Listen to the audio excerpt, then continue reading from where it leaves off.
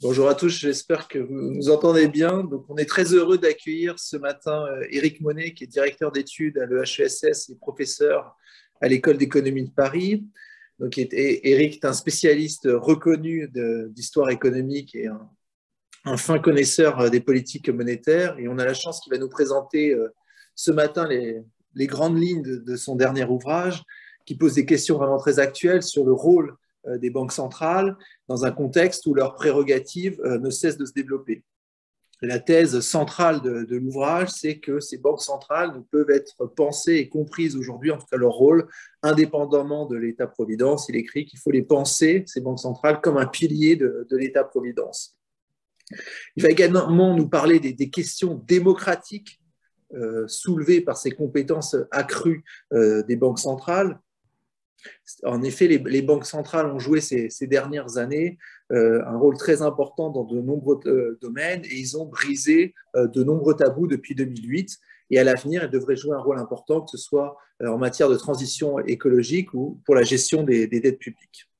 La question qui se pose en filigrane de tout l'ouvrage, c'est comment justement reconstruire une légitimité démocratique pour les banques centrales dans un tel contexte. Et Éric propose des pistes de réforme institutionnelle pour aller dans ce sens. Je pense qu'il sera également très intéressant dans le contexte actuel d'avoir son analyse sur les conséquences d'un retour de l'inflation sur justement le rôle des banques centrales et notamment sur la façon dont la BCE peut continuer à jouer un rôle actif dans la gestion des dettes publiques avec ce retour de l'inflation. Voilà, je ne vais pas être plus long. Éric, je vais te laisser la parole. Juste, je propose qu'on pose les questions de fond et qu'on ouvre le débat à la suite de ta présentation. Mais bien sûr, n'hésitez pas à poser toutes les questions de clarification au cours de cette présentation. Voilà, donc Éric, merci beaucoup. Bonjour, merci beaucoup Thomas. Bonjour à toutes et à tous. Je suis ravi d'être ici ce matin pour partager ces quelques réflexions avec vous. Normalement, vous devez voir mon écran là, si tout va bien. Donc effectivement, comme le disait Thomas, je vais faire une présentation de ce court et ouvrage. C'est un petit essai d'une centaine de pages, donc qui est loin d'être exhaustif et de brosser un tableau complet de la question des banques centrales, donc qui vient d'être publié et qui pose vraiment cette question de quel cadre politique pour aujourd'hui penser ce rôle des banques centrales et de la politique monétaire. Le livre parle un petit peu d'inflation, évidemment, c'est impossible d'en parler dès qu'on parle des banques centrales. Mais c'est vrai que quand elle a été écrit il y a quelques mois, ce n'était pas la question qui revenait de manière centrale dans les discussions. Et donc, cette discussion aujourd'hui va aussi être l'occasion d'approfondir un petit peu la question politique de la gestion de l'inflation.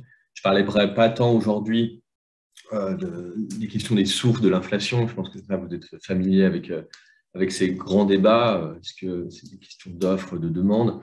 Bon, on pourra en parler dans la discussion, mais c'est vrai que ce que l'ouvrage et la perspective qui est développée plutôt à apporter sur ces questions, c'est la perspective politique, c'est-à-dire les questions, les choix, les arbitrages qui vont se poser aux banques centrales face à la possible résurgence, une résurgence qui existe aujourd'hui, mais on ne sait pas jusqu'où ça peut aller, mais face à cette résurgence de l'inflation, le problème que ça pose pour les banques centrales et dans le contexte actuel, comment elles peuvent le traiter d'un point de vue économique, mais aussi, puisque c'est toujours un problème aussi politique, d'un point de vue politique, quelle va être leur situation.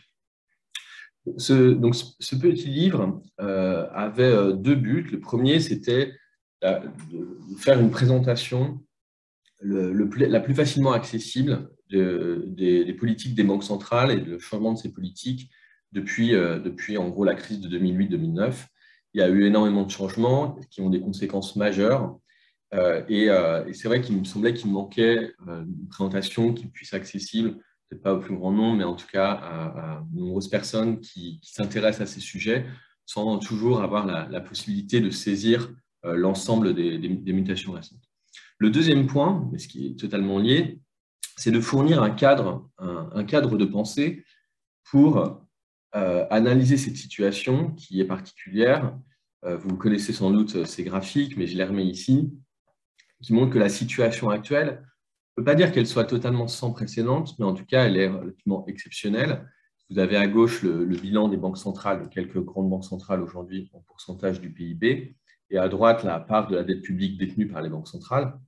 Et ce qu'on voit en tout cas ici, c'est que quelque chose, évidemment, s'est passé depuis 2010, qui est en perspective historique, donc ici c'est sur le XXe siècle, assez marquant. On peut dire qu'il y a vraiment un changement majeur, notamment vis-à-vis des décennies qui précédaient, des 2 décennies qui précédaient les années 80-90. Mais on voit aussi que finalement, alors c'est toujours cette question, c'est est-ce que c'est un rattrapage, un retour à une forme d'intervention des banques centrales qui existait, alors notamment on le voit pour la détention de la dette publique, en gros après la Seconde Guerre mondiale, dans les années 50, les années 70. Donc d'un point de vue quantitatif, on retourne à c'est vrai, des montants qu'on a pu connaître par le passé, mais dans un cadre politique totalement différent. Et donc aujourd'hui, puisque l'illusion d'un retour au passé, évidemment, n'a pas lieu, on ne peut pas simplement dire on va plaquer des catégories anciennes sur ce qui se passe aujourd'hui, mais comment penser cette nouvelle situation? Pour penser cette nouvelle situation, je pense qu'on reconnaît tous, et là le livre sur ce point ne dit rien de vraiment nouveau, que le cadre théorique qui avait été développé dans les années 90-2000 avec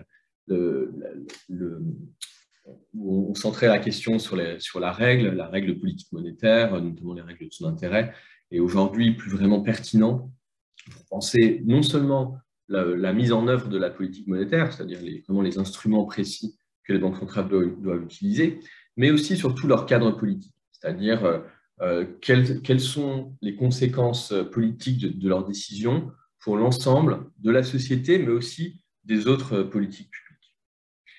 Et pour penser la situation actuelle, il me semblait plus intéressant et plus important de retourner à une conception des banques centrales qui existe, qui a longtemps aussi existé dans l'histoire, qui est un peu plus large, et donc qui ne se focalise pas sur ces notions qu'on a tous appris pendant longtemps dans les manuels d'économie, donc les règles de politique monétaire, la question d'indépendance sur les banques centrales, mais qui reconnaissent comme rôle central de ces institutions leur rôle assurantiel. Donc c'est très simple, c'est juste de dire que les banques centrales ont été créées pour fournir une assurance, et on verra ensuite quelle forme d'assurance exactement, une assurance aux États et aux marchés financiers. Donc là encore, c'est une idée qui est développée dans l'ouvrage, mais qui n'est pas nouvelle. Un livre qui est souvent peu lu dans cette perspective, alors que c'est bien pourtant une de ses thèses principales, c'est le livre de Charles Goodhart, The Evolution of Central Banks, du milieu des années 80. Et Goodhart disait déjà, voilà, le rôle principal d'une banque centrale, c'est de fournir une assurance aux États et aux marchés financiers. Et cela, de nombreux historiens économiques l'ont montré, y compris Goodhart notamment, c'est présent dès l'origine des banques centrales, qui remontent pour certaines assez loin dans l'histoire, dès le XVIe ou XVIIe siècle. Ce rôle assurantiel, et ça c'est quelque chose qui est important, ne se confond pas avec le rôle du prêteur en dernier ressort, qui est plus connu, qui a plus été analysé, notamment suite à la crise de 2009-2008. Le rôle de prêteur en dernier ressort est une des fonctions assurantielles des banques centrales, mais c'est une fonction qui est temporaire, qui généralement arrive, enfin est catégorisée en tout cas, et pensée dans la littérature, notamment théorique en économie, comme une fonction qui est finalement une réponse à une crise financière ponctuelle. Or, le rôle assurantiel, il est beaucoup plus large et il intègre des objectifs qui ne sont souvent pas vus dans cette perspective. Et donc, c'est notamment la stabilité macroéconomique. Et cette stabilité macroéconomique, d'une certaine manière, on peut voir que les banques centrales, garantir cette stabilité, c'est fournir à la société une assurance. Et y compris pour un objectif qui est rarement vu dans cette perspective assurantielle, mais qui est la stabilité des prix. Et de ce point de vue, c'est pourtant très important quand on fait l'histoire des banques centrales de voir que la stabilité des prix, au début, est vraiment conçue comme un objectif des banques centrales qui est important pour garantir, pour assurer l'économie contre des risques, notamment des risques de trop forte inflation ou de déflation, qui engendrent des troubles sociaux et économiques. Et donc, quand on suit cette perspective assurantielle, en fait, il est assez facile de caractériser ce que peut être les échecs de la Banque centrale, c'est ce qui se passe quand une banque centrale ne remplit pas ce rôle, c'est tout ce qu'on peut regrouper sous le terme d'instabilité de la valeur de la monnaie. Mais la stabilité de la valeur de la monnaie, à partir du moment où on conçoit la monnaie comme un actif liquide, et avec les deux pendants de cette caractérisation, c'est-à-dire à la fois en termes financiers et en termes monétaires. Et donc, sous ce même objectif, on voit qu'une crise financière ou une crise inflationniste ou déflationniste est toujours vue comme une crise de confiance dans la valeur de la monnaie, que ça soit en tant qu'actif dans le cadre d'une crise financière ou en tant qu'encaisse réelle, on va dire, dans une crise inflationniste ou déflationniste. Et ça, c'est quelque chose qui est aussi très bien vu dans l'histoire, c'est que ces types de crises ont toujours été vus comme un échec, si en tout cas elles durent, comme un échec des banques centrales à jouer ce rôle assurantiel dans la société. Ce rôle assurantiel des banques centrales, il est, comme je disais, il a été reconnu de longue date par de nombreux auteurs, et il est très ancien, même si, comme je vais dire par ailleurs, et c'est aussi une autre thèse du livre, il a été profondément modifié avec la naissance de l'État-providence au milieu du XXe siècle. Et je mets en avant cette citation que je trouve toujours très juste de Karl Polanyi, donc l'auteur fameux de ce livre La Grande Transformation, qui décrivait les banques centrales au XIXe siècle et leur rôle structurant dans l'économie de l'époque, et qui écrivait « La banque centrale moderne a constitué en effet un dispositif destiné à fournir la protection sans laquelle le marché aurait détruit ses propres enfants ». Ce rôle de protection, d'assurance, est vraiment au cœur de la fonction des banques centrales. Alors, quand on suit cette perspective assurantielle, comme vous l'avez développée dans ce livre, cela a trois conséquences. En tout cas, c'est la manière dont je reformule trois conséquences de ce rôle assurantiel. Le premier, c'est que ce rôle assurantiel a été modifié avec la naissance de l'État-providence au milieu du XXe siècle. Pour des points qui sont connus, mais tout souvent on a presque un peu de mal à vraiment penser toutes les conséquences, puisque justement c'est quelquefois trop évident. Notamment, le premier point que je souligne ici, c'est que les banques centrales deviennent des administrations publiques. Et ça, quand on fait de l'histoire, je peux vous dire qu'on voit très vite la différence entre des banques centrales qui, même si quelquefois elles peuvent s'opposer à des politiques publiques ou au gouvernement, la différence qu'il y a entre une banque centrale qui intègre un rôle de bien public, d'administration publique, et ce qui existait dans le passé, c'est-à-dire des banques centrales privées, la différence est absolument majeure. Le deuxième point, c'est le changement de nature de la dette publique. Et là encore, c'est très important quand on fait des comparaisons historiques entre ce qui se passe aujourd'hui, et justement quand on voit ces explosions de dette publique et de dette publique détenue par la Banque centrale, c'est que les conséquences politiques de la nature de la dette publique, j'entends par là si la dette publique finance plus, ce qui a été longtemps dans l'histoire des dépenses militaires, ou alors comme aujourd'hui des dépenses qu'on associe de manière assez large à cette notion d'État-providence, les conséquences politiques, là encore ça paraît évident, mais je pense que c'est très important de le rappeler, sont évidemment très différentes les conséquences politiques et sociales des actions des banques centrales. Et le troisième point, c'est la naissance de la politique macroéconomique. Et là encore, ce point est souvent un peu sous-estimé, à quel point c'est lié, déjà c'est nouveau vraiment au XXe siècle, suite aux années 30, à Keynes, etc. Mais cette notion de la politique macroéconomique, avec des objectifs macro-sociaux, est totalement nouvelle dans l'histoire et change le mandat des banques centrales. Et la situation dans laquelle on est aujourd'hui, c'est qu'à partir du moment où la politique macroéconomique se complexifie et où surtout les objectifs, on voit que les différentes dimensions de la politique économique peuvent interagir et éventuellement avoir des conflits entre elles, les objectifs de la Banque centrale et les politiques associées deviennent beaucoup plus importantes, mais aussi beaucoup plus compliquées.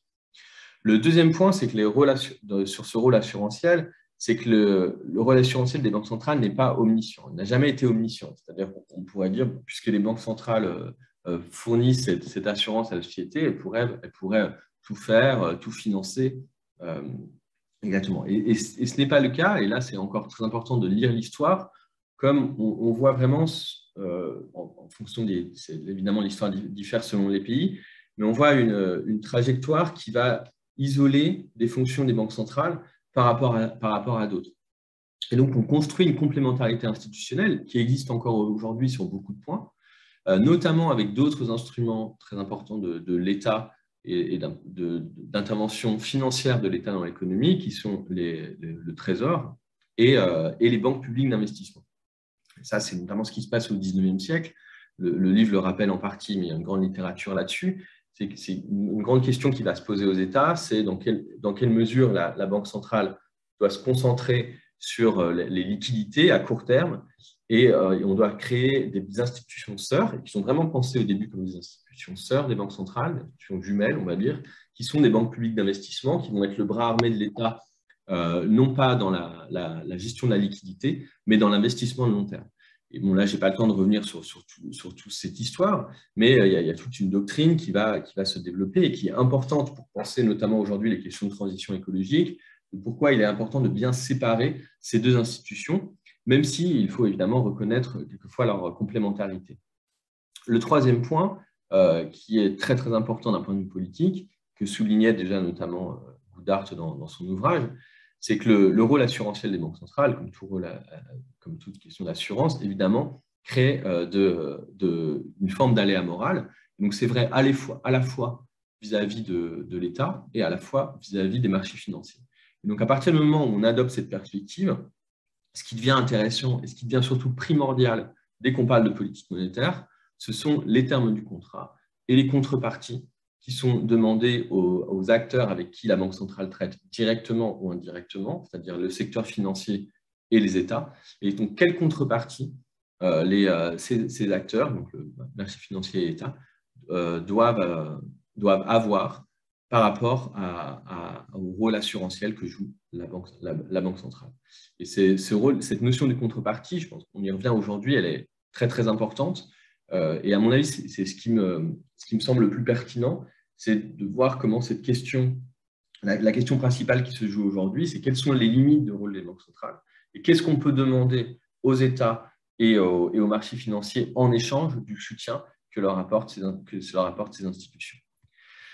Donc, cette vision de la contrepartie du rôle assurantiel des banques centrales nous entraîne tout de suite dans une vision politique de la Banque centrale, et plus particulièrement sur quel est son mandat et à l'aune de quels critères son mandat doit être jugé. C'est là où je suis la réflexion qui est présentée dans le livre, mais vous voyez comment on dérive de cette conception assurantielle vers la question vraiment politique et démocratique de la Banque centrale. Et c'est là que je reviens ici sur deux visions du mandat des banques centrales qui ont été développées dans l'histoire, dans de nombreux textes théoriques, à la fois en économie, mais aussi en philosophie politique.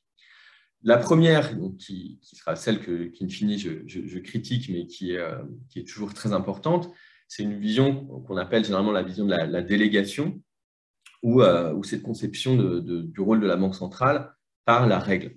Alors cette vision-là, qui a été historiquement associée donc, au constitutionnalisme économique avec Hayek, Buchanan, etc., qui est toujours assez fortement défendue, notamment, je crois que la défense la plus complète vient d'un ouvrage récent de Paul Tucker, un ancien de la Banque d'Angleterre, An Elected Power. Donc cette vision-là, pour la décrire très très rapidement et de manière évidemment un peu caricaturale, est de dire que toutes les contreparties du rôle assurantiel dont je parlais auparavant doivent être bien spécifiées dans le contrat et que la Banque centrale ne peut jamais s'écarter on va dire de la lettre de la loi, de ces éléments qui sont spécifiés dans le contrat initial et donc de la délégation qui lui a été faite par le pouvoir politique. Alors cette vision-là qui est vraiment unifiée sur cette idée que c'est vraiment la délégation et le contrat initial lui-même qui régit l'ensemble et détermine l'ensemble de la légitimité de la Banque centrale, elle se décline elle-même selon deux branches qui sont en fait assez différentes.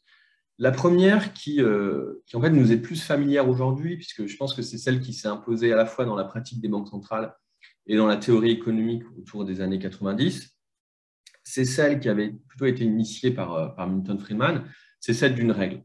C'est-à-dire que ce qu'on va essayer d'avoir, c'est l'idéal d'un mandat et d'une règle incluant toutes les contingences possibles. Donc, ce qui a le plus incarné cette vision, c'était la règle de Taylor, où en gros, on imagine qu'il y a une règle assez simple de l'instrument principal de la Banque centrale et qui inclut toutes sortes de contingences possibles, en fonction des contingences principalement dans ce cas-là macroéconomiques et justement pas financières. C'est le problème qu'on a vu apparaître à partir de 2008-2009. Mais cette idée de la règle, qui était l'importance de la règle dans ce cas, c'est vraiment d'essayer d'avoir une sorte de contrat complet qui inclut toutes les contingences. Mais comme vous le savez, ce qui est aussi paradoxal, c'est que ces règles-là, elles n'ont jamais été incluses dans les mandats des banques centrales. Elles se sont développées dans la théorie économique, dans les pratiques, mais aucune banque centrale elle-même n'a vraiment été jusqu'à inclure de telles règles qui sont censées inclure vraiment toutes les contingences, prendre en compte toutes les contingences possibles, dans leur mandat et dans leur texte de loi. Et donc, en fait, on a à la fois cette vision qui a été très importante en termes politiques et dans la théorie économique, mais au fond, la vision juridique, elle était peut-être plus proche de celle originale d'Hayek, qui Hayek, justement, contre Friedman, était totalement opposé à l'idée d'une règle, en disant que, selon lui, cette idée de prévoir toutes les contingences économiques est impossible, puisqu'il n'y a jamais d'information suffisante pour ces institutions ou pour tout acteur économique. Et donc, ce que disait Hayek, c'était plus la nécessité d'un cadre très général pour éviter trop d'intervention étatique et laisser libre cours au marché. Et c'est ça ce qu'on appelle généralement le constitutionnalisme économique d'origine. Et à mon avis, on va dire le modèle des banques centrales qui s'est construit fin des années 80, début des années 90, mais en fait, c'est une période qui est très limitée historiquement. On parle seulement de 15 années. C'est une sorte de mélange entre ces deux points et finalement qui souffre, à mon avis, d'un manque de cohérence, mais aussi de mise en place politique, on le verra, entre à la fois l'idéal d'une règle permettant toutes les contingences et des textes de banque centrale qui, au contraire, sont trop larges, pas en reconnaissant forcément les limites de la règle, mais plutôt avec cette vision qui, in fine, c'est laisser libre cours au marché doit être une solution possiblement supérieure. La deuxième vision du mandat des banques centrales, et c'est celle que le livre reprend et in fine défend, c'est très simple, en fait, revient à dire que toutes ces contingences ne peuvent être prévues, et donc tout ne peut pas, le contrat de délégation qui lie les banques centrales et le pouvoir souverain n'est jamais complet, et qu'il faut donc prendre en compte qu'il va y avoir une sorte de discussion permanente, de délibération, qui va repréciser sans cesse, reformuler ce que sont vraiment non seulement la légitimité, le type de légitimité de la Banque centrale, mais aussi ses objectifs précis.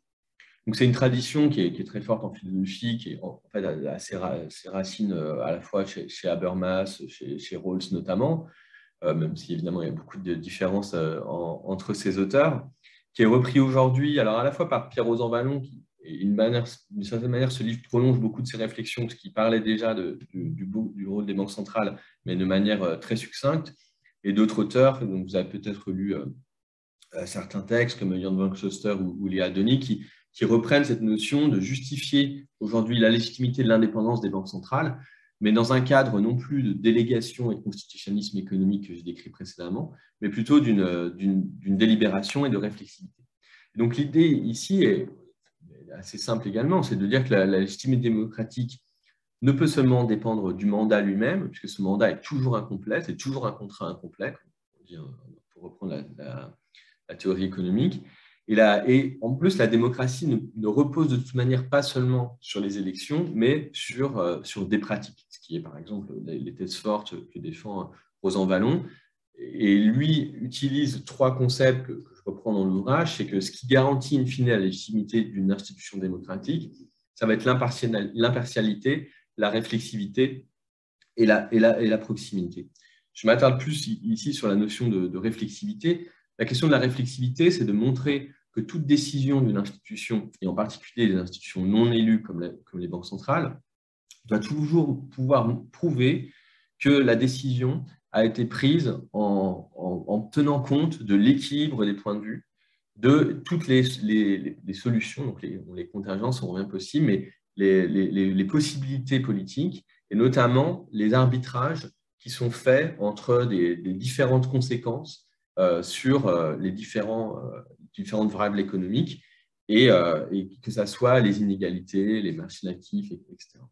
Donc, vous voyez, dans ce cadre-là, la Banque centrale doit vraiment en fait, produire sans cesse des justifications et s'ensuite expliciter la complexité des choix auxquels elle fait face, mais aussi les enjeux distributifs. Et puis surtout, ce qui est important, c'est que la démocratie, le cadre démocratique garantisse que la Banque centrale ne va pas être jugée partie des justifications qu'elle produit, mais va permettre d'avoir une réflexivité, donc des équilibres des points de vue, et notamment un équilibre entre une autre institution démocratique, en particulier le Parlement, mais pas seulement, qui puisse opposer à la Banque centrale des vues différentes. Et c'est vraiment l'idée de justification, de réflexivité et de justification qui est cruciale dans cette vision. Donc, pour réinterpréter en théorie économique, comme je disais, c'est tout simplement la reconnaissance d'un contrat incomplet entre la Banque centrale qui rend cette délibération nécessaire. Cette vision-là, paradoxalement, elle est beaucoup plus développée en sciences politiques et en philosophie politique, beaucoup moins assimilée par les économistes et dans la théorie économique, notamment puisqu'elle s'écarte forcément de la vision d'une règle permanente. Mais on la retrouve notamment chez certains économistes, sans surprise des gens qui connaissent aussi très bien, c'est plutôt la question des contrats incomplets notamment. Et notamment, c'est Stiglitz, c'est une citation que je cite aussi dans l'ouvrage, et qui dit que finalement, les compromis, une banque centrale fait toujours face à des choix, et ces compromis reposent sur des valeurs. D'où la nécessité d'expliciter et de débattre des valeurs et des compromis qui sont en jeu dans les décisions de la Banque centrale. Donc, pour continuer le raisonnement ici, c'est à partir de ce cadre qu'à la fois j'interprète les évolutions des banques centrales depuis une quinzaine d'années, en disant que ces questions de délibération, notamment, sont déjà présentes. C'est-à-dire qu'il y a déjà eu, alors, il faut voir où elles se placent, c'est-à-dire qu'en fonction de certains pays, elles vont avoir lieu en grande partie au Parlement. En zone euro, comme vous savez, ça a surtout eu lieu dans les cours de justice. Mais ces questions-là sont déjà apparues depuis 15 ans. C'est-à-dire que dans ce point, il y a vraiment, je pense, une valeur descriptive d'avoir ce cadre, c'est-à-dire qui décrit déjà assez bien la situation dans laquelle on est depuis 15 ans, où en fait le rôle des banques centrales est déjà affirmé comme très politique. On a vu avec toutes les discussions sur les conséquences sur les inégalités, sur les conséquences aussi sur l'environnement, par exemple. Mais c'est l'autre point, c'est-à-dire qu'à la fois ce cadre-là permet de penser un peu plus précisément ce qui s'est passé depuis 15 ans, mais permet aussi de penser des réformes et comment compléter ce cadre et le rendre plus démocratique.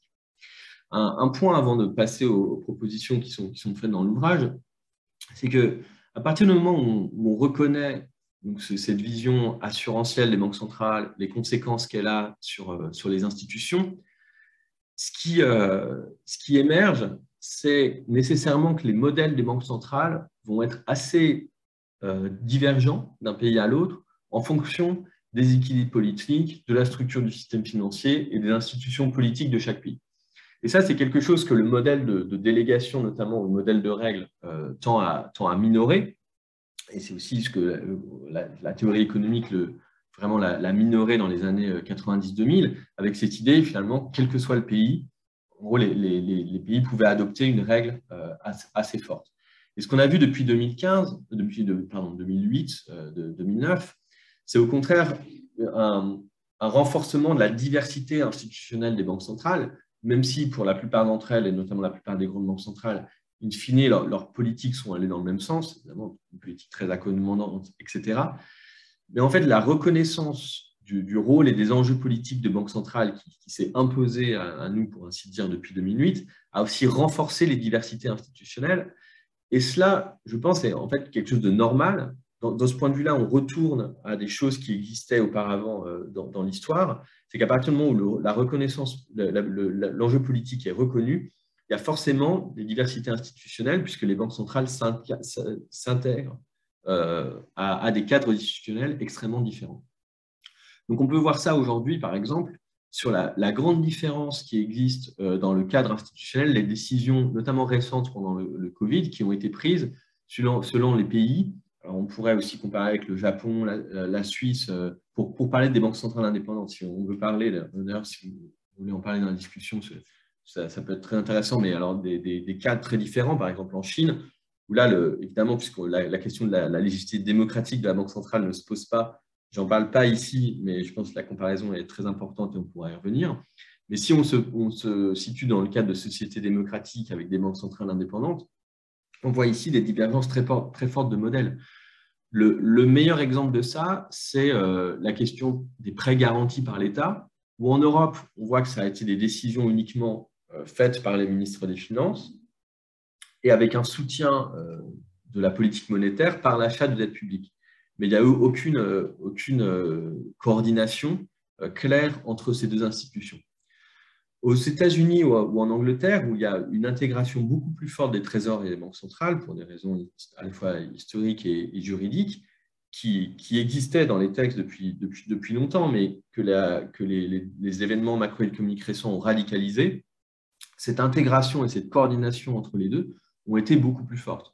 Donc, typiquement, ce qui se passe aux États-Unis, c'est que les prêts, des prêts qui ont été faits aux entreprises, ce qui correspond à des prêts garantis par l'État chez nous, ont été faits souvent par la Banque centrale, pas forcément directement, mais la Banque centrale imbonde un fonds spécial, un SPV, qui est avec l'autorisation du Trésor, et c'est ça qui est important, c'est qu'il y a l'utilisation, un fameux article très discuté dans le cas de la Fed, cette section 13.3, qui fait que la Banque centrale apporte des fonds, apporte des liquidités à un fonds privé qui va lui prêter à des entreprises directement, mais il faut pour cela une autorisation du Trésor, ce qui implique de fait une coordination avec quelquefois des conflits. On l'a vu notamment dans un des programmes de la Fed récemment pour la pandémie, le Main Street Lending Programme, avec des conflits entre le Trésor et la Fed sur les conditions de prêt. Mais on voit ici une intégration beaucoup plus forte que ce qu'il y a en Europe. Et institutionnellement et démocratiquement, ça fait des énormes différences politiquement, notamment sur les décisions, enfin, sur la mise en place de ces programmes, mais aussi sur la manière d'en sortir.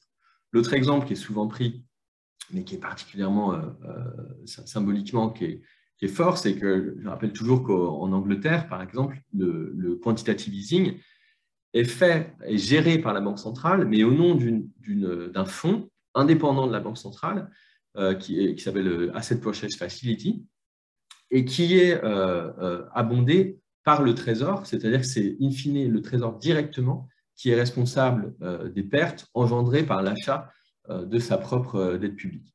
Et ça, la raison de cela, c'est parce qu'il fallait un vote du Parlement et une séparation très claire entre les risques potentiellement portés par la Banque centrale et portés par le Trésor pour que la Banque d'Angleterre puisse faire des achats de dette publique. Donc, vous avez quand on entre vraiment dans les détails, quand on prend le temps d'entrer dans les détails, des dispositifs institutionnels qui sont extrêmement différents entre pays. Même en Angleterre et États-Unis, il y a beaucoup de différences entre eux, mais c'est quand même un groupe qu'on peut isoler et voir notamment des différences fortes avec ce qui s'est passé en zone euro. En zone euro, donc là, on est vraiment le cas le plus fort de séparation totale entre la politique budgétaire et la politique monétaire, pour deux raisons évidentes. L'importance mise sur l'indépendance juridique des banques centrales, même si à mon avis, ce n'est pas la raison principale. La raison principale est plutôt, assez de manière évidente, le fait qu'il n'y a pas de coordination forte budgétaire en zone euro.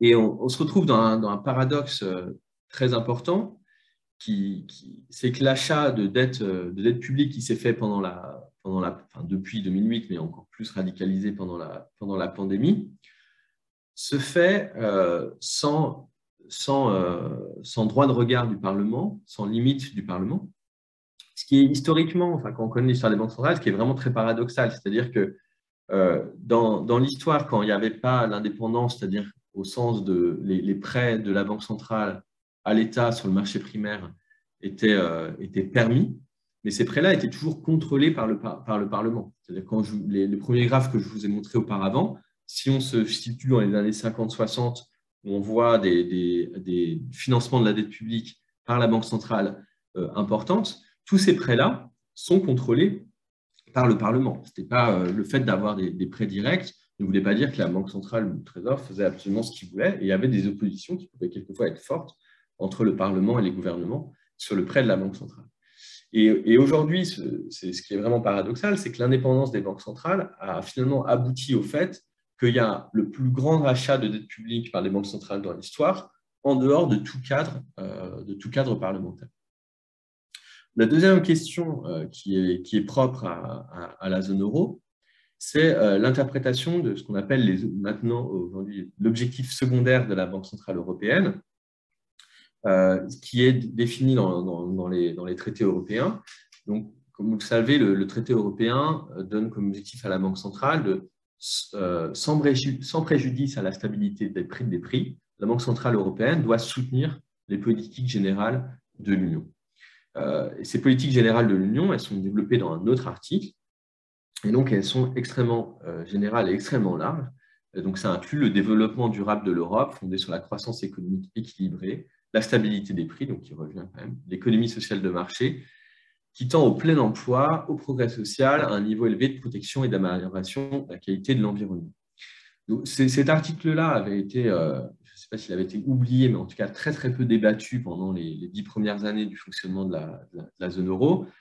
Depuis une dizaine d'années, il a été vraiment remis au centre des débats, puisque, comme vous le voyez, potentiellement, la Banque centrale européenne doit se justifier vis-à-vis de ces tutelles, notamment du Parlement, mais aussi même de la Cour de justice européenne, lorsque des procès sont faits, qu'elle soutient bien ces objectifs généraux de la politique européenne. Et c'est à partir de ce texte de loi, notamment, que tous les débats sur le rôle de la Banque centrale européenne dans la transition écologique, mais aussi sur les effets des mesures de la Banque centrale européenne sur les inégalités, sont aujourd'hui posés. Et vous voyez que ça a vraiment une traduction légale très, très concrète. Le problème du fait que ces questions dans la zone euro sont dans une sorte de flou, on va dire, institutionnel, c'est-à-dire qu'elles sont dans les textes, mais de manière extrêmement large, que l'achat de dette publique, lui, ne paraît nulle part, n'est encadré par aucun texte, et il n'y a pas d'institution qui permet de discuter le simple fait que la Banque centrale détienne près d'un tiers des dettes publiques et de ses conséquences, fait que notamment la Banque centrale se révèle comme juge et partie de l'interprétation de son mandat.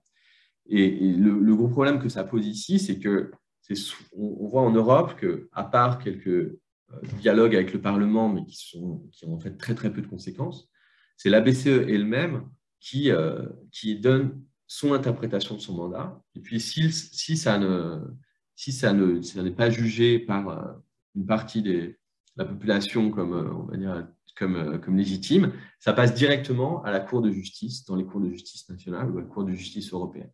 Et ce qui me paraît important, c'est de reconstruire ici un intermédiaire. Donc, pour pouvoir parler de ces enjeux, ce qui me semble très fondamental de faire, c'est repenser la coordination de la politique monétaire. Là, je parle plus particulièrement de la zone euro, ça se pose aussi pour les autres pays, entre la politique monétaire et les autres politiques de l'Union européenne. Donc, pour parler de la coordination, je pense qu'il faut distinguer, on va dire, la coordination sur le plan monétaire et financier. Donc, notamment, pour le dire vite, est-ce que les conditions financières sont aptes à favoriser des politiques de l'Union européenne, notamment pour limiter les inégalités, pour la transition écologique, et la question budgétaire, et qui, elle, on le verra, est aujourd'hui totalement liée à la question de l'inflation. Sur le plan monétaire et financier, donc on reconnaît aujourd'hui qu'il y a des interactions politiques très fortes entre la politique de la BCE et les autres politiques de l'UE. Et la question, c'est comment prendre en compte et discuter de ces interactions en intégrant l'objectif de la Banque centrale de soutenir les politiques générales de l'UE, comme j'ai dit auparavant. Alors, il y a eu beaucoup de propositions dans le débat public qui ont été faites sur ce point. Les plus importantes, donc alors, il y a eu beaucoup de textes, notamment autour de l'ONG Positive Money, mais il y a beaucoup d'autres institutions qui ont favorisé ce point. Aussi des anciens membres du Parlement européen, comme Pervenche Berès, des gens à Bruegel, qui insistent plutôt sur l'idée de renforcer le rôle du Parlement européen dans la précision des objectifs secondaires. Donc, les objectifs secondaires dont j'ai parlé tout à l'heure, ils devraient être précisés par le Parlement européen pour que ça ne soit pas plus la Banque centrale européenne qui dise elle-même « voilà comment je vais essayer de favoriser la transition écologique », mais bien le Parlement qui annonce quel va être l'objectif de transition écologique et en partie les moyens qui peuvent y être alloués par la Banque centrale. C'est ce que, par exemple, l'Angleterre vient de faire. Ce point me paraît important, et là, sur ce point, je suis assez d'accord. Je pense que c'est nécessaire, en tout cas, qu'il y ait une institution démocratique qui précise, en accord avec la Banque centrale, en discussion avec la Banque centrale, l'interprétation des textes, comme vous voyez, extrêmement généraux. Mais ça ne me paraît pas suffisant dans l'optique du cadre démocratique que j'ai défini auparavant, qui est celui de la délibération et de la réflexivité, puisque ça ne garantit pas l'équilibre du débat et notamment l'équilibre des expertises, premier point. Et deuxièmement, ça ne permet pas une coordination forte entre les différentes instances, les différentes institutions qui participent à la politique, on va dire, politique financière générale de l'Union européenne. Une, par exemple, qui est évidente, c'est la Banque européenne d'investissement, qui a un rôle clé dans le financement d'investissements de long terme, notamment dans la transition écologique, mais aussi la Commission, notamment elle a tout de même des capacités budgétaires, avec notamment même des fonds structurels, avec donc des politiques de crédit, ce qu'on peut appeler des politiques de crédit. Et il me semble très important de coordonner les initiatives européennes sur ce point. C'est-à-dire qu'aujourd'hui, la situation qui, je pense, est très dommageable, c'est que la BCE pense elle-même seule ce que doit être son rôle dans le financement de la transition écologique. Ce qui me semble est non seulement un problème démocratique en termes de légitimité, mais aussi un problème d'efficacité économique, au sens où s'il n'y a pas de coordination avec la Commission, alors on voit que sur ces points, il commence à y avoir de la coordination, notamment sur les certifications de ce qui constitue des obligations vertes, mais on n'est vraiment qu'au départ. Et donc, on peut imaginer qu'il y aurait une coordination beaucoup plus forte au niveau européen sur une politique financière, une politique du crédit, à laquelle la BCE serait intégrée au moins dans les discussions. Et le deuxième point, c'est vraiment permettre au Parlement. Donc, le premier point, en fait, sur la coordination des initiatives, le modèle est pas, enfin, tout ça n'est pas très radical. C'est-à-dire que c'est juste prendre en compte les interactions du rôle de la politique monétaire avec les autres types de politiques financières européennes, de même qu'on l'a fait sur la stabilité financière avec les politiques macroprudentielles. D'une certaine manière, tout ce que je dis ici, c'est de simplement étendre le dispositif de concertation au niveau de la stabilité financière par la politique macroprudentielle à la politique plus large qu'on peut définir comme la politique du crédit, c'est-à-dire toute la politique générale de l'Union dans l'orientation de certains des investissements. Ce deuxième point, le rééquilibrage d'expertise, là le modèle, même s'il est incomplet, on pourra revenir dans la discussion sur ces détails, c'est plutôt ce qui peut exister aux États-Unis avec un Congress Budget Office, c'est-à-dire qu'il y a une instance d'expertise indépendante, mais qui peut permettre au Parlement d'avoir une expertise macroéconomique qui puisse construire un équilibre avec les analyses de la Banque centrale européenne et qui pourrait donc rééquilibrer le débat entre ces institutions. Donc, ce que j'appelle la proposition d'un Conseil européen du crédit dans le livre viserait à avoir ces deux objectifs, c'est-à-dire à la fois d'une meilleure coordination des initiatives européennes sur la politique du crédit et la politique financière, et aussi offrir une expertise au Parlement. Le problème de ce schéma, et ça par contre c'est moins discuté dans le livre parce que j'étais obligé un peu d'amender mes positions là-dessus suite à de nombreuses discussions justement suite à la position du livre, à l'apparition du livre, c'est que sur le plan budgétaire, il est assez peu probable que ce Conseil européen du crédit soit suffisant. Dans une version qui est celle dont je discutais dans le livre, qui est une version assez faible, en fait, ce conseil, évidemment, pourrait aussi, un peu comme dans le mode de ce que fait le Parlement aux États-Unis avec le Congrès Budget Office, pourrait faire des recommandations sur l'articulation entre la politique monétaire et la politique budgétaire. C'est faisable, mais peut-être, étant donné l'ampleur des enjeux aujourd'hui avec la détention de dette publique et le retour sur l'inflation, on y reviendra, ça peut être une version beaucoup trop faible. Donc, il y a d'autres possibilités. Une autre que je discutais quand même dans le livre, c'est l'intégration au semestre européen. Une troisième plus forte, peut-être plus efficace économiquement, mais qui, par contre, qui souffre là d'un problème de légitimité démocratique, du fait de l'informalité de l'Eurogroupe, ça serait d'associer, la BCE est déjà présente à l'Eurogroupe, mais d'utiliser l'Eurogroupe comme une coordination explicite des politiques monétaires et budgétaires. Donc, à quoi aujourd'hui, dans le contexte actuel, servirait la coordination budgétaire monétaire? C'est surtout, comme on va le voir, dans l'optique d'une lutte potentiellement nécessaire contre l'inflation. Donc là, je vois que je suis un peu en retard sur ce que je voulais dire. Donc, je vais faire très rapidement sur les différents enjeux avant d'arriver sur l'inflation. Donc, on voit il y a trois enjeux. Les premiers, je les discute largement dans l'ouvrage, sur l'inflation un peu moins. Le premier enjeu de coordination avec la Banque centrale, avec les autres politiques de l'Union européenne, c'est sur la question de la transition écologique. Donc, pour faire vite ici, je crois qu'il y a trois principes importants. Le premier, c'est qu'il faut vraiment éviter que la politique de la Banque centrale européenne ait un effet d'éviction sur les autres politiques, notamment des gouvernements ou l'Union européenne. C'est-à-dire qu'il ne faudrait surtout pas qu'on soit dans une situation où la Banque centrale européenne décide, par exemple, de faire un green quantitative easing, où on se dit que c'est vraiment la Banque centrale européenne qui va donner l'impulsion principale au financement de la transition écologique en achetant des bons d'entreprises verts, par exemple. Ce qui pourrait créer une situation vraiment dommageable, qui serait que les États délégueraient à la Banque centrale européenne l'impulsion du financement de la transition écologique. Donc, c'est là où il y a besoin de cohérence et de coordination avec beaucoup d'autres politiques, notamment si la Banque centrale s'engage dans la voie de la conditionnalité de certains prêts, ce qui est une option discutée comme le Green et le TRO, ou dans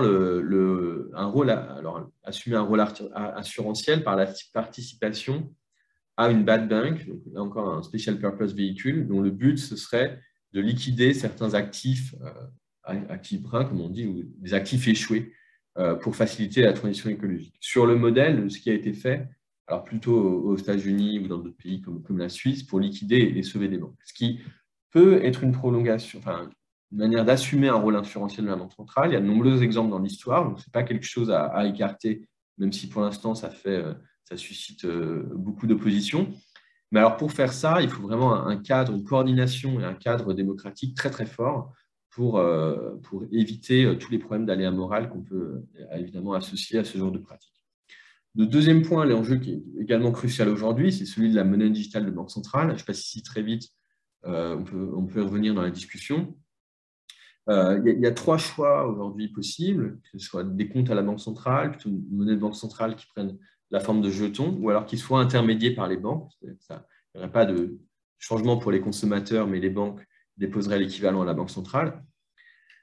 Le choix, ce n'est pas du tout un choix technique. Ça, c'est ce que vraiment, je dis dans le livre, c'est que le choix entre ces trois options a des conséquences très fortes sur le système financier privé, mais aussi sur, et ça je suis très étonné souvent que ça soit extrêmement peu présent dans les débats sur les monnaies digitales de banque centrale, sur l'épargne régulée à partir du moment où des pays comme la France ont une épargne régulée comme le livret A. C'est-à-dire que s'il y a des comptes des individus à la Banque centrale, comment articuler ça?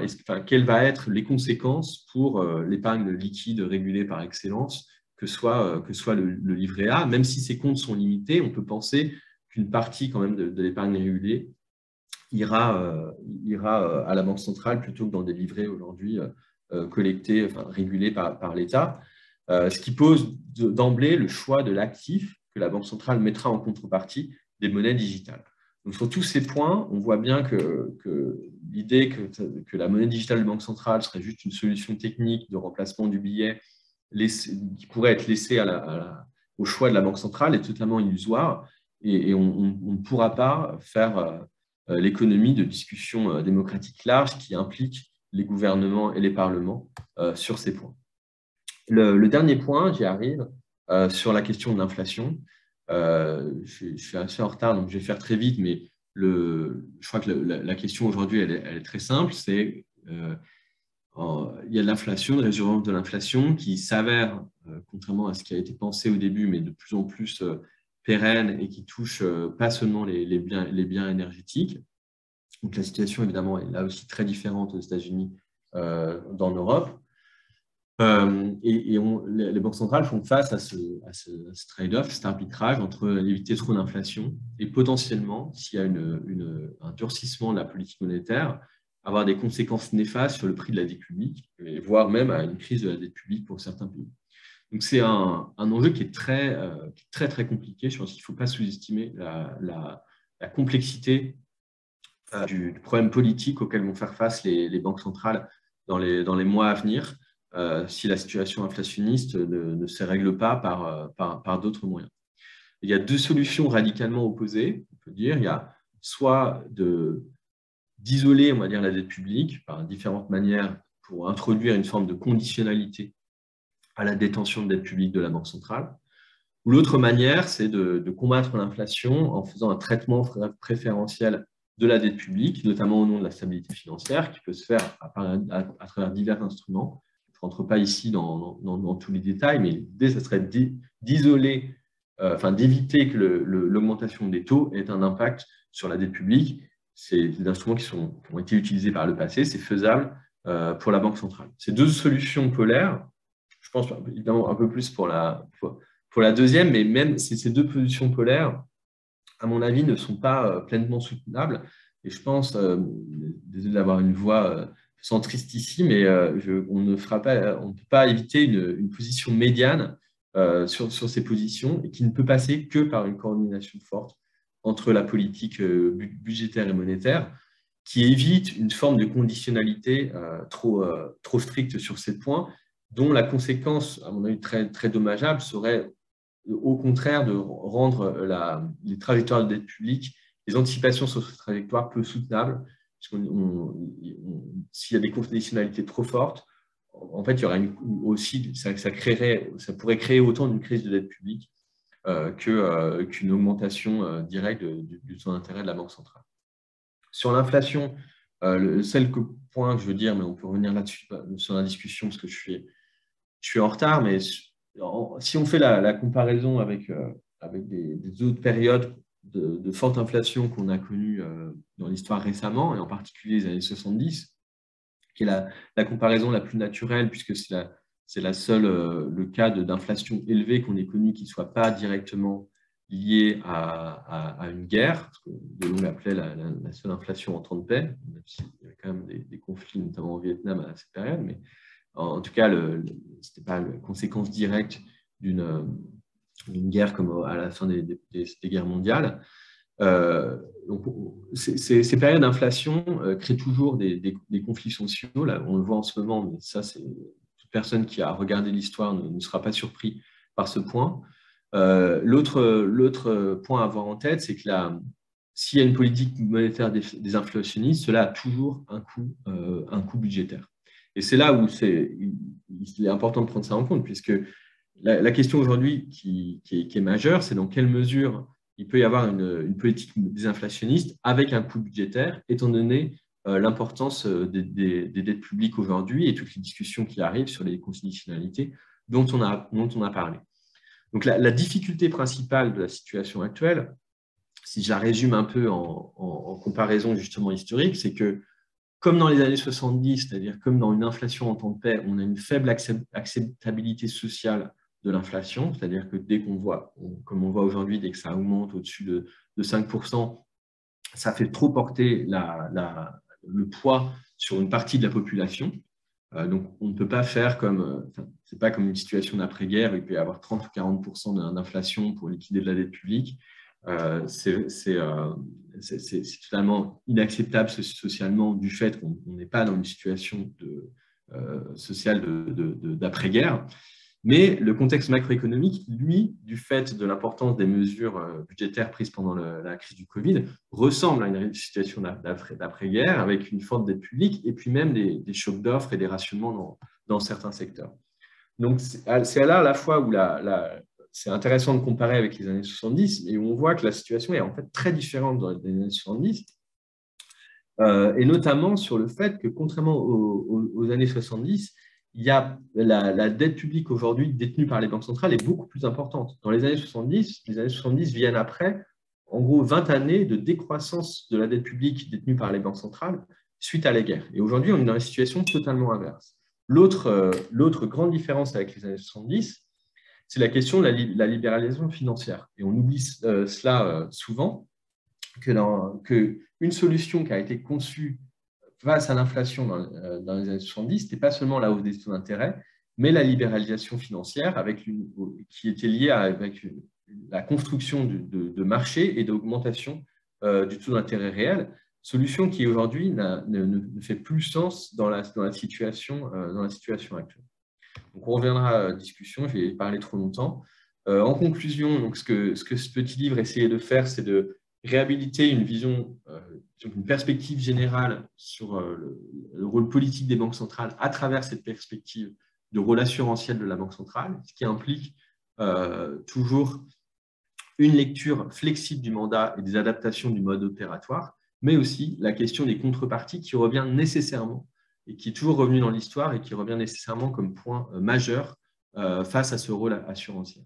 D'où la nécessité d'un cadre démocratique très clair qui, à mon avis, n'est pas du tout adapté si on partage une vision vraiment des règles ou de la délégation, mais nécessite aujourd'hui plutôt cette deuxième approche que j'ai mis en valeur, celle qu'on peut associer à la délibération ou la réflexivité, ce qui nécessite à la fois plus de coordination pour garantir l'efficacité entre la politique monétaire et les autres politiques, mais aussi plus de légitimité en rééquilibrant les expertises et les points de vue sur ces questions de la politique monétaire et de ses conséquences sur les autres politiques générales de l'Union.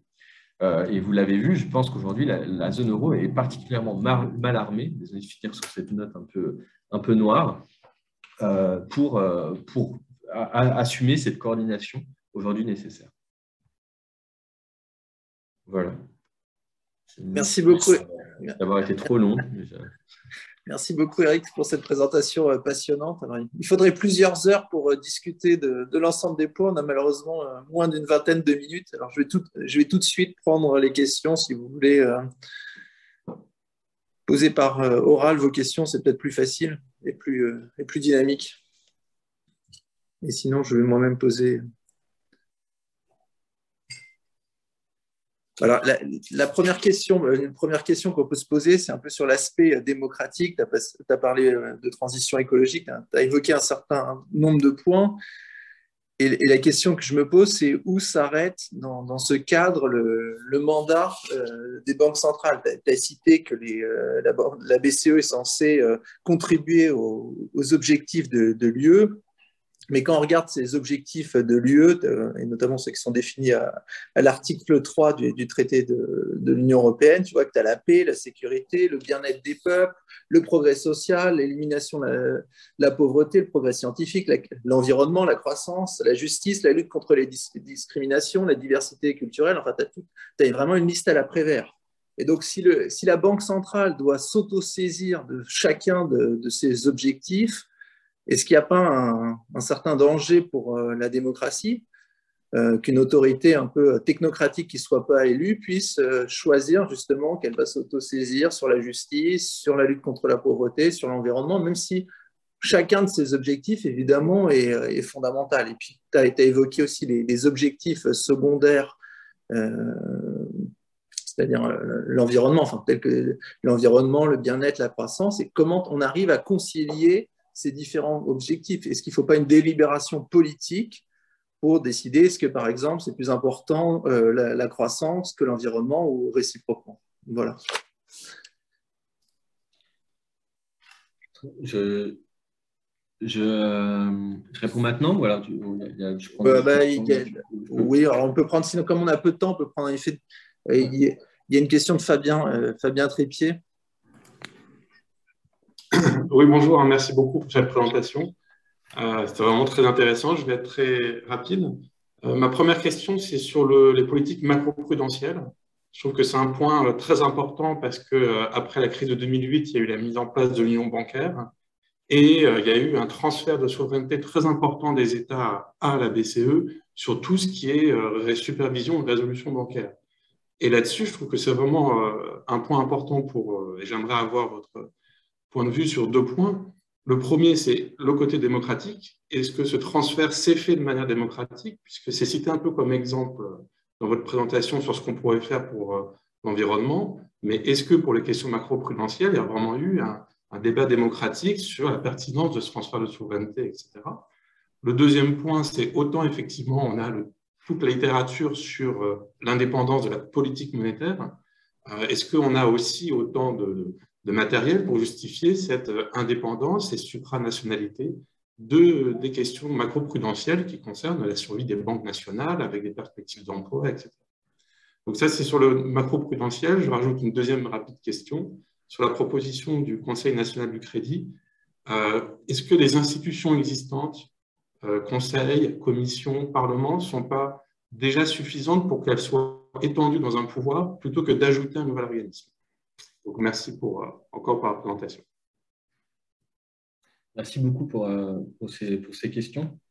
Je vais peut-être, à part s'il y a une autre question, je vais peut-être commencer par cette dernière, parce que ça me permettra plus facilement ensuite d'enchaîner sur la question précédente de Thomas.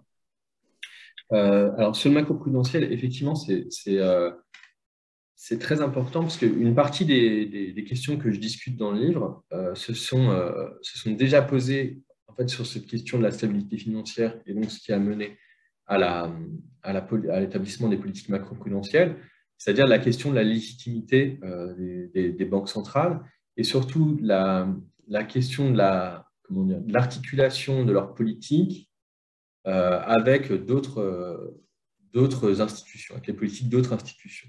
Et articulation en deux sens, c'est-à-dire une articulation institutionnelle, on va dire, de prospective, c'est-à-dire sur le fait que des politiques doivent être conçues ensemble, mais articulation aussi dans le sens où, de discussion des externalités, on dit, de la politique de la Banque centrale sur d'autres champs de l'économie, et donc y compris la stabilité financière. Et donc, ce qui se posait dans la question de la stabilité financière, c'était cette question à la fois de la coordination et la question de la légitimité démocratique. D'où le fait que la politique macroprudentielle s'est faite dans une articulation, la manière démocratique de l'avoir traitée, c'est dans une articulation avec les ministères des Finances et les autres institutions en charge d'une supervision financière, que ce soit par exemple les assurances, les marchés financiers, etc.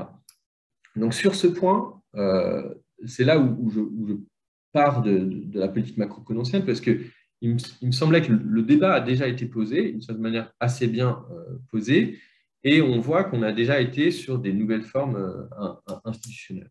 Et donc, à la fois, je pense qu'il faut partir de là, et à la fois aussi pour un peu dédramatiser, c'est-à-dire quelquefois les réactions qui sont faites en disant mais sur les questions environnementales, ce n'est pas du tout les questions des banques centrales, enfin, pourquoi est-ce qu'on traiterait ça, etc.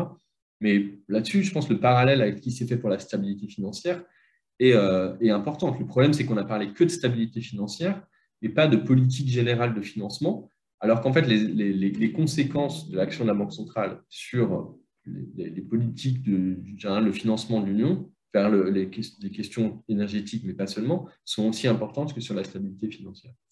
Donc ça, c'est pour reconnaître le point c'est un point de départ. Après, là où je suis entièrement d'accord, c'est que les macroprudentiels à ses limites aujourd'hui, premièrement, d'un point de vue démocratique, je pense que c'est encore assez incomplet notamment à cause de la question du Parlement. C'est-à-dire que là, le rôle du Parlement, de la surveillance du Parlement, des débats parlementaires dans le macro-prudentiel est pratiquement inexistant. Donc là, il y a un vrai problème si on reprend ces critères, je disais, de réflexivité, notamment sur ces... là, on est vraiment je pense, dans un trou noir qui a été très mal conçu.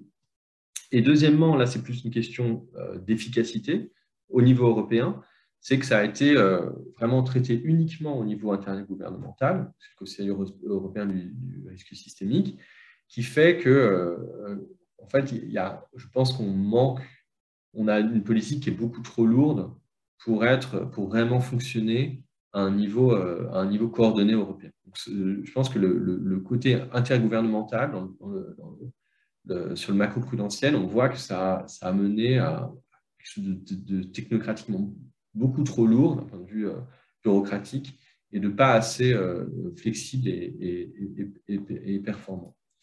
Donc c'est pour ça que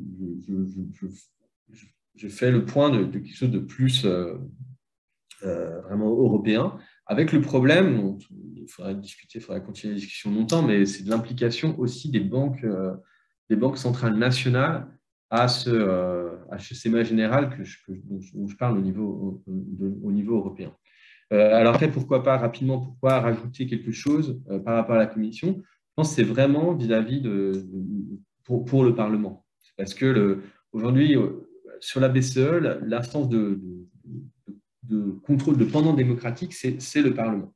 Et aujourd'hui, je ne vois pas comment on peut faire, étant donné les institutions européennes, comment le Parlement pourrait reconstruire une expertise très très forte sur ces sujets et des positions sur ces sujets sans nouvelle institution. Mais c'est vraiment la discussion ouverte. Là, il ne reste plus de temps, mais c'est l'idée initiale en tout cas. Je pense qu'on peut, en entrant dans les détails, peut-être que je peux changer de position, mais c'était ça le point de départ. Et ça m'amène justement à la question précédente de Thomas sur les objectifs. Donc, ça, je répète vraiment plusieurs fois dans le livre, c'est que le rôle assurantiel que je décris et la vision, du fait, qui est vraiment une des thèses, qu'il faut assumer que les banques centrales ont vraiment un rôle qui est très important pour la stabilité macroéconomique, mais aussi pour le financement, comme filet de sécurité pour de gros nombre d'autres politiques, ne veut surtout pas dire qu'elles doivent se mêler de tout et être partout. Au contraire, en fait. Le livre part aussi de l'observation que là, les banques centrales prennent beaucoup trop d'importance sans cadre démocratique approprié. Et que non seulement ça pourrait être un problème démocratique, mais ça crée aussi, là encore, un problème de coordination. Et là encore, je reprends toujours ce côté, sur l'exemple de la transition écologique. C'est à la fois, je pense qu'on peut qu'être content que la Banque centrale européenne s'en saisisse, et à la fois, si elle s'en saisit seule, sans coordination et sans mandat clair sur ces sujets des autorités de l'exécutif ou du législatif, c'est un énorme problème. Là encore, à la fois démocratique et à la fois d'efficacité. Je pense qu'il faut surtout pas lier les deux sur ce point de vue. Et notamment, je suis très sceptique vis-à-vis de toutes les positions qui donnent un rôle de financement à la Banque centrale, en rappelant que même dans tous des types de politiques ou des périodes où la Banque centrale a eu un rôle clé pour appuyer des politiques de financement de long terme décidées par l'État, c'était toujours un rôle de soutien, de support, jamais un rôle de remplacement, de substitution. Et là, je pense qu'il faut vraiment avoir conscience de ça, et on peut même citer des exemples historiques. Un exemple qui est assez connu dans l'histoire de la Banque centrale, c'est l'Angleterre dans les années 20-30, où on a sans doute le cas le plus radical d'une banque centrale qui va en fait avoir une politique industrielle elle-même, c'est-à-dire que la Banque centrale achète des actions de plein d'entreprises, restructure les entreprises, etc. Mais tout ça se fait contre le gouvernement. Et le gouvernement est content en fait que ça soit le monétaire qui fasse ce type de politique, puisque ça lui coûte moins budgétairement. Mais tout ça a été absolument très inefficace en termes de coordination. Donc c'est un contre-exemple très intéressant à creuser.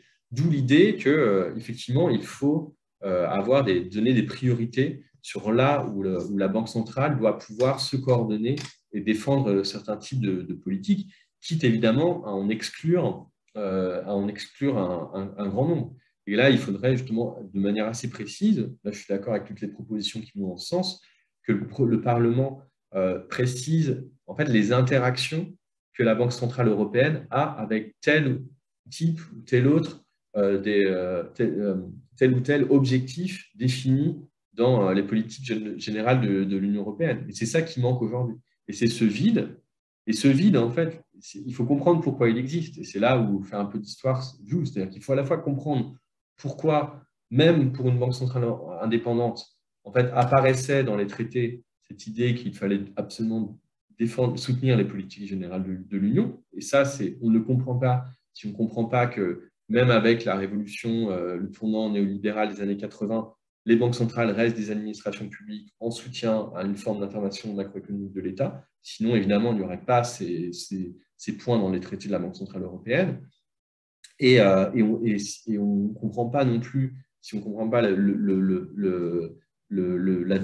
domination de cette vision un peu de délégation qui s'impose dans les années 80, 90, pourquoi à la fois c'est dans les traités et à la fois il n'y a aucune traduction institutionnelle claire de cette mission politique de la Banque centrale. Et je pense que c'est ça aujourd'hui qu'il faut absolument prendre en compte et reconstruire institutionnellement.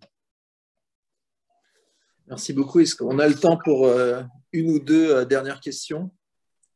Oui, bonjour. Je voulais savoir ce que vous pensiez de la théorie moderne de la monnaie que porte en ce moment Stephanie Kelton aux États-Unis, et notamment dans ses conséquences qui seraient en gros de déposséder les banques centrales de tout pouvoir en termes de politique économique, y compris de politique de stabilité des prix, pour confier ça plutôt à la politique budgétaire et au Parlement des différentes démocraties. Ouais, merci. Il y a des choses, il y a des choses intéressantes dans la théorie moderne de la monnaie qui, je pense, ont remis cette question de la coordination Trésor-Banque centrale vraiment au centre des discussions. Et c'est important, mais il y a deux choses qui me gênent avec cette théorie et qui, à mon avis, la rendent assez peu inopérante dans le contexte, dans les discussions qu'on peut avoir actuellement et surtout au niveau européen. La première, c'est son ancrage très très fort dans un contexte institutionnel américain. Et une fois, je regardais sur le site de Warren Mosler, qui est un de ces théoriciens, il a fait un white paper de présentation simple de ce que c'est que la théorie monétaire moderne.